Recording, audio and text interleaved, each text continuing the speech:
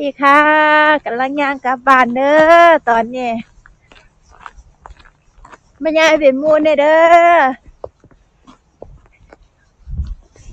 ตอนนี้เป็นเวลา ตอนนี้4 ทุ่มเด้อย่างกลับบ้านเนี่ย4 ทุ่มสิ5 ทุ่มแล้วเด้อนี่เพิ่งเลิกงานวันนี้ลูกค้าหลายมาเลทเนี่ยจักหน่อยก็เลยได้เลิกดึกไปบ่ได้แม่นซุมื้อดอกเฮ็ดไปละยามบ่มีลูกค้าก็บ่มีอยู่พี่น้องเอ้ยยามมีก็เฮ็ดไปนั่นล่ะเนาะเฮ็ดไปละ หาเงินเลี้ยงเจ้าของ บ่มีไผเลี้ยงกันเลี้ยงเจ้าของนี่ล่ะพี่น้องเอ้ยบ่ได้มีหัวร่ำหัวรวยคือเพิ่นบ่ได้มีบุญวาสนาชะตาอีนางบ่ดี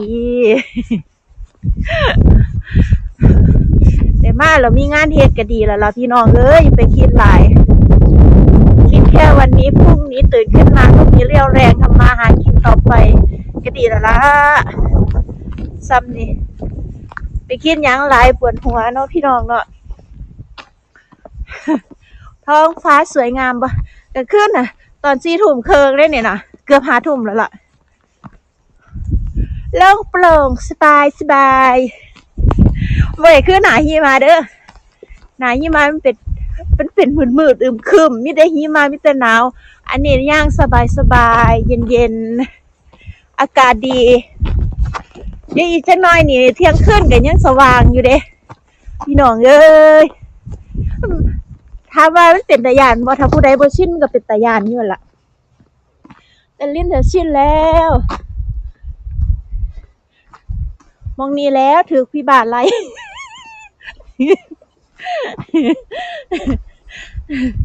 อันพวกติดยาเนาะมันก็หุ่นเหมือนจังซี่ล่ะย่างมาเนาะอันเล่นกันย่างมามันก็ย่างสีเซ่ๆสัดๆเอาลิ้นวะบักอันนี้มันเป็นอีหยังวะบัดเทื่อนี้มันจาดลิ้นเลยตื่น ตื่นแล้วลิ้นก็เลยแล่นมันแล้วหัวเราะนี่ล่ะมองนี่ล่ะมองมืดๆนี่ล่ะแล้วก็เป็นตาย้านอยู่ได้แต่สิว่าไปมันก็เป็นตาย้านอยู่ แต่ว่ามันนั่นอยู่ไปอยู่มามันก็บ่ย้านกันซื่อๆอยู่ไปได้เรื่อยๆแล้วพี่น้องจะได้ก็สร้างมันเถอะเกิดหยังขึ้นก็สิเกิดตัวชีวิตเราต้องสู้ฟันฝ่าไปแล้วพี่น้องเอ้ยได้มาแล้วเนาะ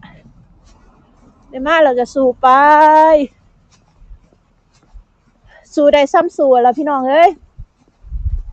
เนาะ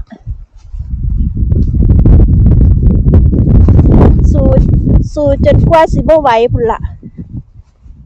ไปเรื่อยๆหั่นล่ะพี่น้องได้มาแล้วก็ฟ้าวหาเฮ็ดหาสร้างบัดเทื่อเขาไล่หนีแล้วก็พอได้มีเงินไปใส่เมืองไทยเฮาแน่เนาะ โอ้ยวาสนาชะตานั่งลิ้นได้ผัวทั้งเทื่อน้ำเขาก็ได้ผัวพี่บ่าว พี่บ่าวแล้วบ่พ่อได้มาตืดคดีว่าอันเฟกแต่งงานอีกโอ้ยงึดหลายผู้ฟ้องก็สันดานฟ้องเนี่ย ได้ถามว่าฮู้บ่ไปพ่อฮู้เพิ่นหยังพอเขามาบอกเองเขาเห็นผัวเฮาโง่ว่าไอ้บักอันนี้มันเป็นบ้ามันบ่สมควรสิได้เมียดีเมียขยันนั่นนะเขาก็ได้เมียไทยคือกันนั่นล่ะแต่ว่าเมียเขาเฒ่าแล้วก็พิการแล้วก็บ่ได้เฮ็ดเวียกเฮ็ดงานก็เลยอิจฉาเขาเลยโทรไปฟ้องแล้วจริงๆแล้วมันบ่ได้เป็นเรื่องใหญ่เรื่องโตอีหยังเด้อันตอนใหม่ๆเนาะเรียนบ่ได้ภาษาแล้วก็ที่สำคัญน่ะมันต้องหนักแน่นอยู่ที่ผัวเฮาเขาบ่ได้เก่งเขาอานั่นน่ะว่าตอนแรกก็บ่ได้ฮู้ดอกว่าเขาสิบ่เต็มบาทปานนี้ อยู่ไปอยู่มายังได้ฮู้ว่าโอ้ผัวบ่เต็มบาทอีหลีตัวนี้นะก็เลยตามเลยแล้วพี่น้องเขาให้อยู่ก็อยู่เขาให้ไปก็ไปเท่านั้นตัวอยู่ใส่นี่ แต่ก็อยู่มานั่นเฮ็ดแต่งานเสียภาษีอุ้ยบ่แม่นน้อย ได้ถามว่าเสียใจบ่ตอนแรกอุ้ยเสียใจแล้วละให้ซุมื้อหั่นล่ะแต่ว่าซุมื้อแล้วโอ้ยหัวเราะขำชีวิตเจ้าของหั่นนะว่าเอาอีหยังคือเป็นจังซี่คดีอีหยังถือคดีอันถือคดีคือบ้านคือเมืองเพิ่นน่ะไข่แน่อยู่เด้ถือคดีบ่มีเวลาให้ผัวว่าซั่นว่าโอ๊ยเรื่องเราบ่เคยพอแต่ว่ามันเป็นกฎหมายเนาะอันเหมือนกับว่าเหมือนเขาบอกว่าลิ้นน่ะหลอกแต่งงานมาซื้อนี่ล่ะแล้วก็คนอีหยังสิบ่มีเวลาให้ผัวปานนั้นเอาสิมีเวลาให้จังได๋เนาะคนนึงก็เล่นแต่เกมอยู่บ้านอีกคนนึงก็เฮ็ดแต่งานเนาะมันก็สิมีเวลาตั่วแม่นบ่คนเล่นเกมจังได๋จังสิอยากได้เวลากับคนเฮ็ดงานน่ะเอาคิดว่าผัวนั้นบ่เป็นหยังเด้แต่ว่าทางการเพิ่นน่ะได้รับแจ้งนั่นนะได้รับแจ้งจากคนหนึ่งจังซี่นะเขาก็เช็คเป็นธรรมดาล่ะเช็คไปเช็คมาถ้าผัวเฮาเข้มแข็งหรือว่าแข็งแรงหนักแน่นในการเว้าให้การให้หยังจังซี่มันก็บ่มีปัญหาดอกพอดีก็ถูกจังคนน่ะจังซี่น่ะเนาะมันก็โอ๊ยถามว่าลิ้นก็ใส่ทนายเด้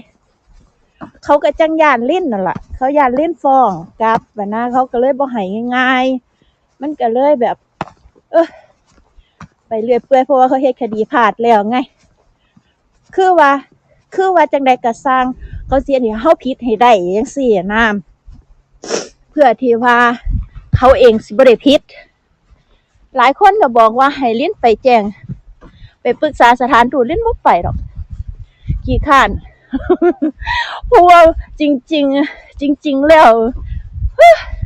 มันเป็นเรื่องที่แบบไร้สาระนะยังบ่มีเวลาให้ผัวจังซี่บ่เอาผัวออกสื่อสิมันมีอยู่บ่เคยมีดอก